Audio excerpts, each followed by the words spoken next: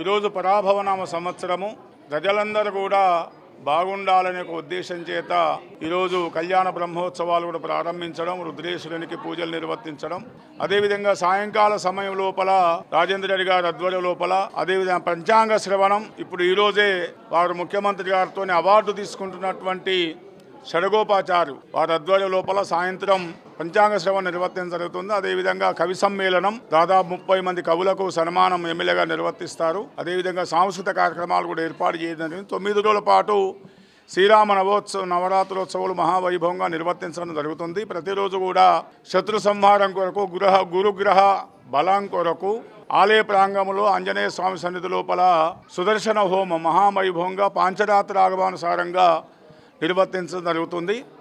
కావున భక్తులందరూ కూడా స్వామివారు దర్శించుకోవాలని చెప్పేసి మీ ద్వారా విజ్ఞప్తి చేస్తూ ఉన్నాం.